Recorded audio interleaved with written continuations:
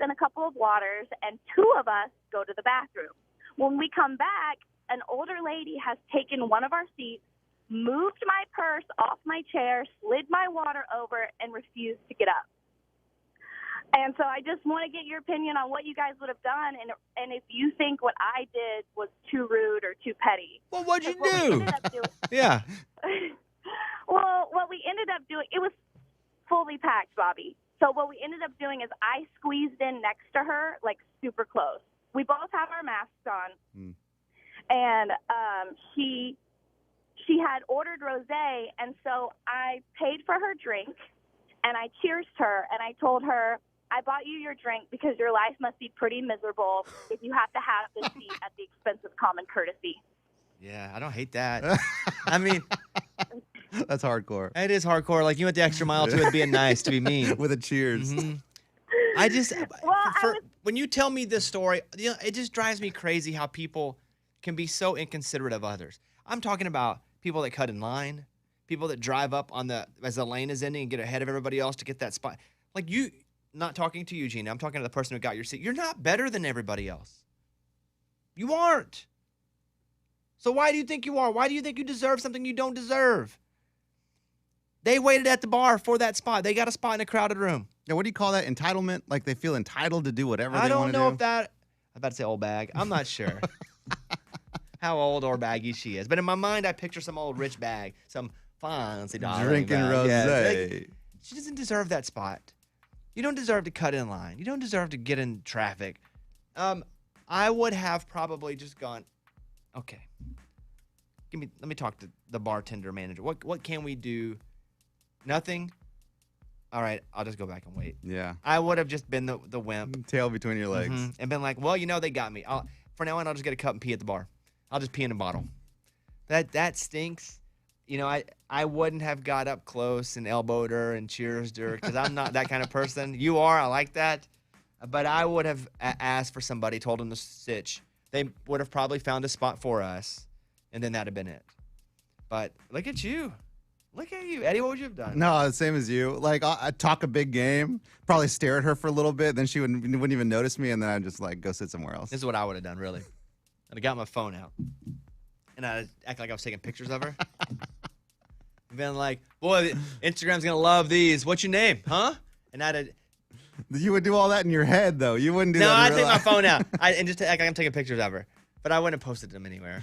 Just to her to be, like, annoyed. Ugh. Why do people act like that? Lunchbox, what would you have done? I like what this girl did, but I would have made an old lady sandwich. I would have had me on one side and my friend on the other, and we face. So she's touching our chest, and we would talk over her. Well, you can't touch her. No, she touched her. She said she belted. But I'm telling you, if there are 2 of you touching her, she can say that you touched her. Like, I've been assaulted by these guys. You don't want that. You're going to do that for a bar seat? Absolutely. We are going to say, okay, we'll leave 1 inch nice. It's between like us. sibling. I'm not touching you. Fine. We'll leave 1 inch on each side of her, and we will talk straight, like, across her and just annoy her. And then if I accidentally spill a drink in her lap, you know what I mean? Okay. I'm just that's what I would do. I don't hate what you did, Gina. I respect the guts. It was great. Great move. And what happened at the very end? Did she ever get up and leave? She did. I told her she better not have to go to the bathroom, too. Why? Because that's where she went. Because then I was going to take her seat. Well, I wish I had your bravado, Okay, nice job. Nobody got in a fight. It didn't end up being a bonehead story of the day. Nobody got shot. No fist fights, right? All good. That's right. All right. Well, she was an older lady. I wasn't going to fight her, so. That's the kind of person I would want to fight because I know I'd win. All right. Have a good day, Gina. Thanks. Bye-bye. Guys. I don't hate it. I can sign off on that. Good for her. I wouldn't have done that, but good for her. There's no chance, but yeah. Let's go to the news. Bobby's Big Story. A guy in a Maserati got in a high-speed chase with police in California, wound up driving up an embankment and crashing into the underside of a freeway at 100 miles an hour. Oh, is he okay? Did he not make it? Somehow he wasn't hurt at all. What? The California Highway Patrol's Oakland office shared images Monday of the aftermath of a brief vehicle pursuit. The guy in a Maserati refused to stop. The 32-year-old male went over 100 miles per hour. I wonder if the guy was just in a fast car and thought, I can get away with this. Or what? Because it doesn't say why he ran. You just don't run unless you're running from something other than that ticket. Right. And guys, you're never going to make it. If you run, they're going to catch you. Yeah, I agree. But it crashed in. You know how the bridge and then the up slope, there's that little pinch point? Yes. Right into that pinch point. But he's okay. The images show a car wedged into that pinch point under the freeway.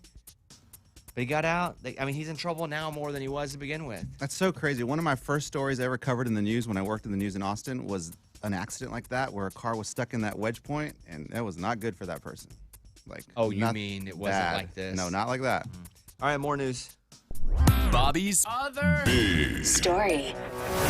A federal judge is sending a man to prison on a gun charge, but it was what happened before the actual charge because he goes into a Walmart in Illinois, raises a ruckus on Facebook Live. They call the cops. They're like, hey, it's the guy on Facebook Live. They grab him. They arrest him. They check his car. He's got illegal guns in his car. Oh, my gosh.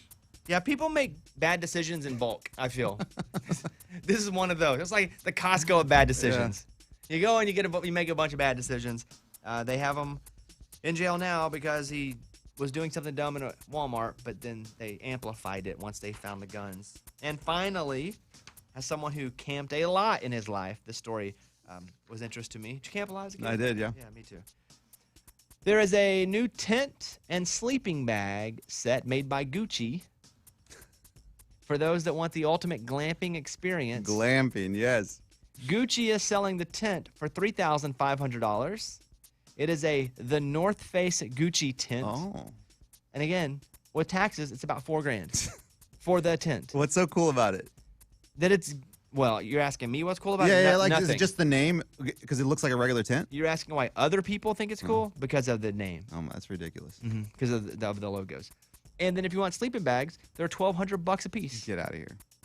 Same thing. Gucci and the North Face sleeping bags.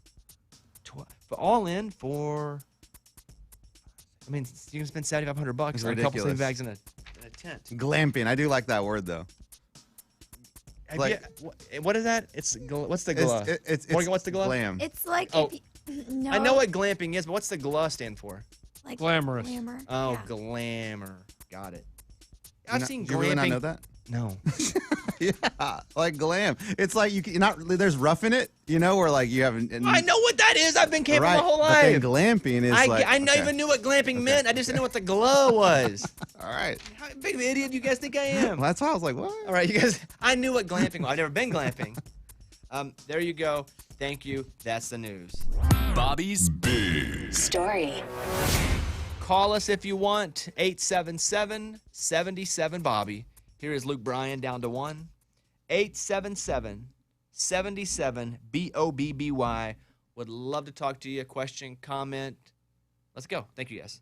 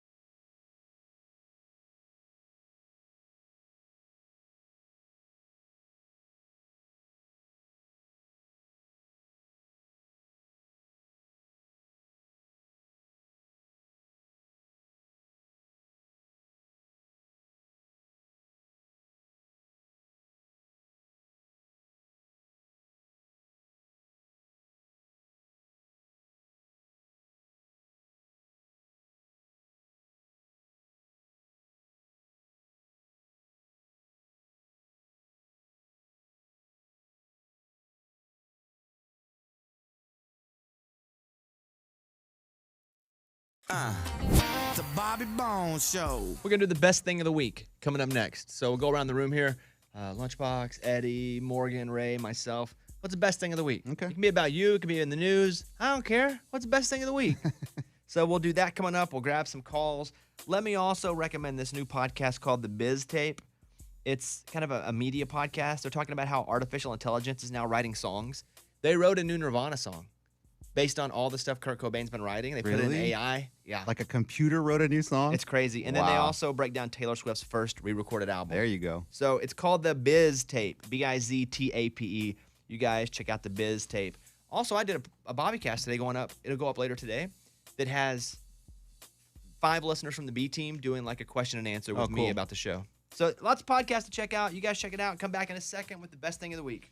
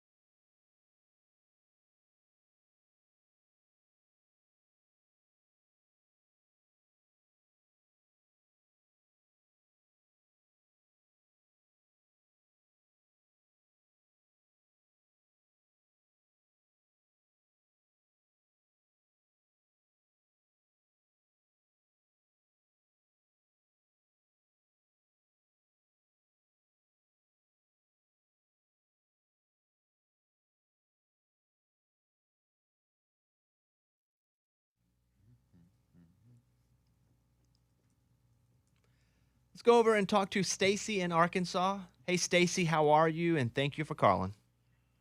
What's up, Mr. Bobby? Thanks for taking my call. I appreciate you. All right. What's going on?